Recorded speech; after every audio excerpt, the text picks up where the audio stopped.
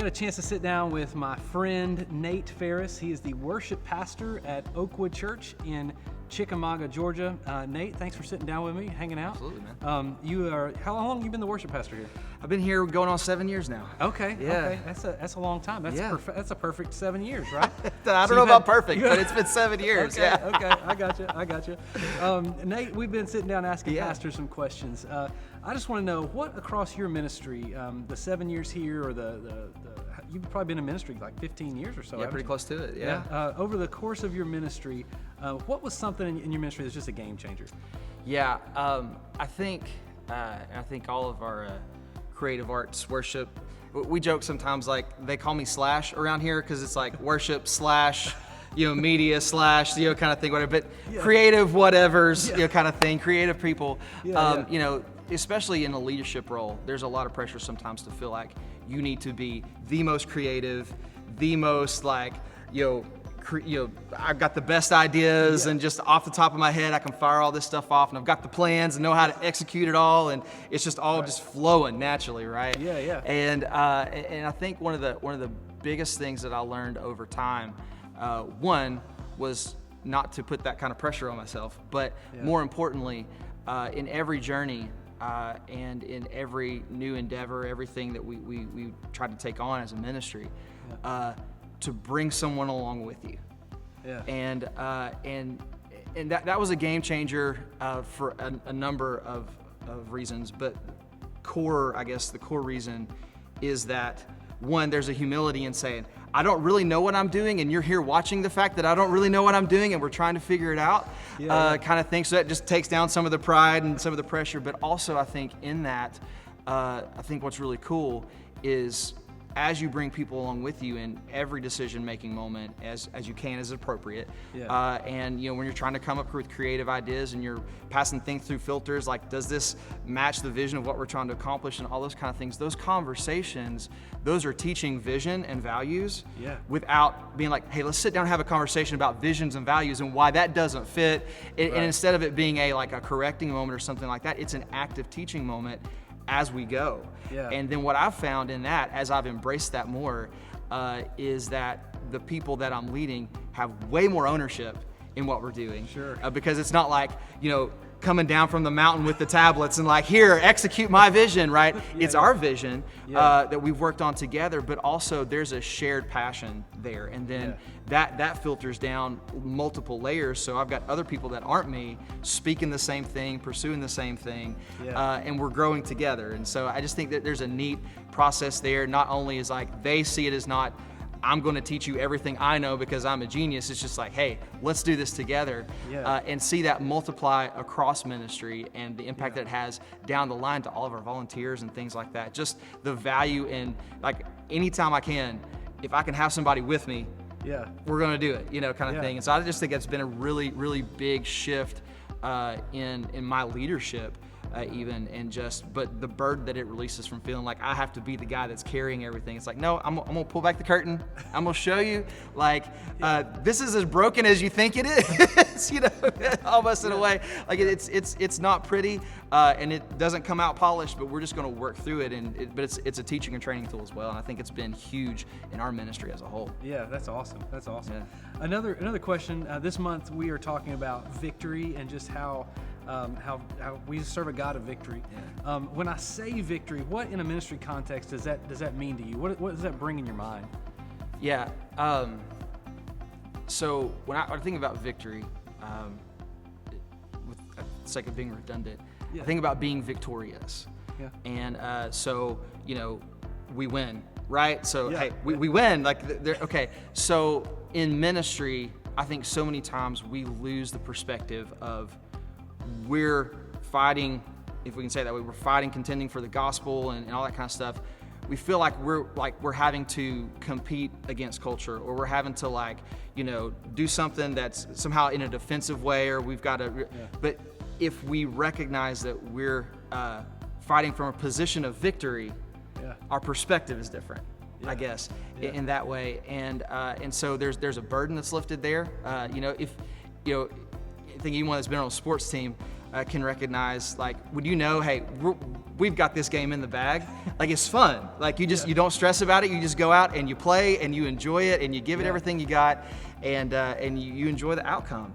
Yeah. And so when I think about ministry and I think about victory, man, I think about the fact that, one, like, the battle has been won. Like, there is a day that coming, and every knee will bow, every tongue will confess Jesus Christ is Lord, and through the cross, where I was, where I am now, that's settled, and I'm now an adopted son of God, and everything that Christ has, I have, and so I can celebrate in that. But I love a life group my wife and I lead. We're studying through the book of Ephesians, and so we just actually wrapped up chapter 2 this past week. But I love verse 10 that talks about how God did all this, through grace, by faith, so it's no works, no one can boast, all that kind of stuff. Yeah. But so that we could do works that God has prepared beforehand. Yeah. Good works that He's prepared for us. And so when I think about victory and I think about ministry, to put all that together, like, everything that's in front of me, God's already won the battle, and He's prepared in advance through the power of the Holy Spirit for me to engage in those good works already. Yeah. So I have what I need. He's given it to me, and it's now just my opportunity to just run into it and go and trust that the Holy Spirit is going to lead, as long as I'm listening to the Holy Spirit. But trust that He'll lead me, and man, I can really just serve in a place of gladness, in a place of acceptance, in a place of, hey, whatever happens, I know God's bringing this about. He's given me everything I need, and I don't have to try to strive to make something happen, because He's going to do the work. Yeah, that's good. That's a lot of pastors deal with struggle of ministry's hard, right? And ministry's difficult, and but ministry's fun if you think about it from that perspective. I like that a lot. Yeah. That's good.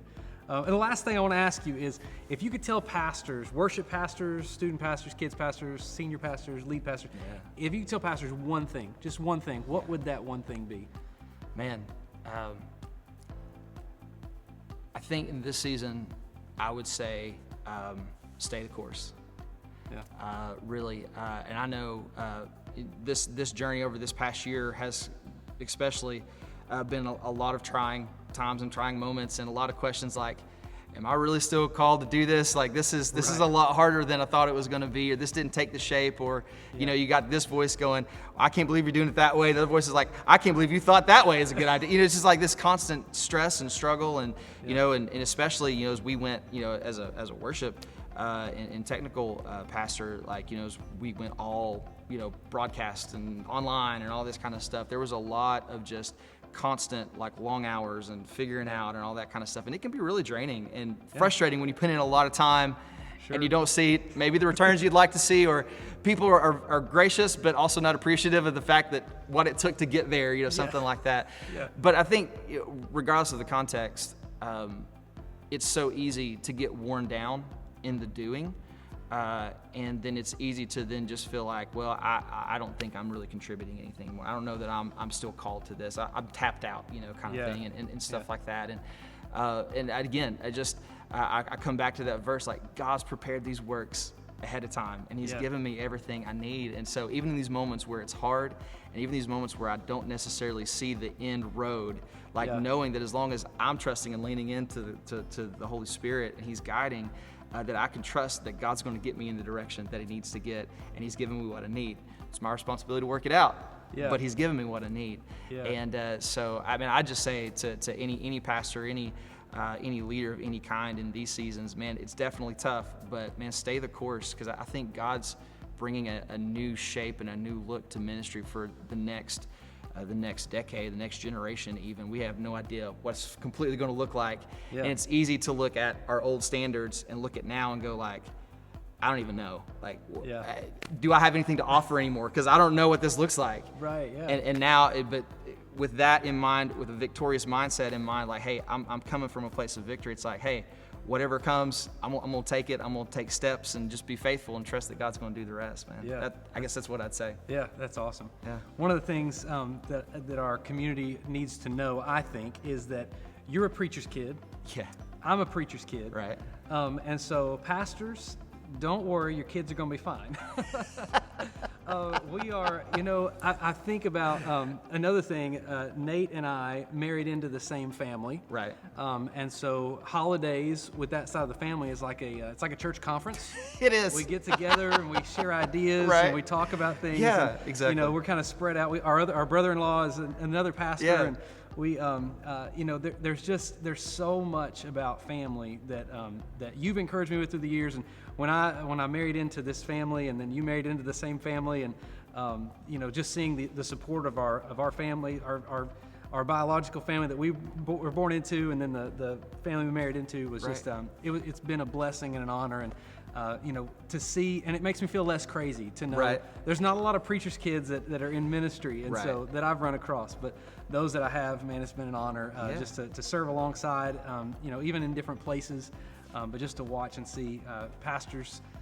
Make sure that you're telling your kids the church is great. The church is great. The church is God's bride, and we're in love with the church. And it's growing up in a pastor's home, it can work. And so, pastor, have some encouragement that it can work. Raise your kids well. Raise them up in the church. I don't hate the church. Nate doesn't hate the church. We love the church. Yeah. Church is the best place ever. So, thank you, pastors, for pouring into your kids and your families and those around you. We are products of that, and so we thank you for that. So go encourage somebody today. Let us know how Nate has encouraged you, and we'll see you next time.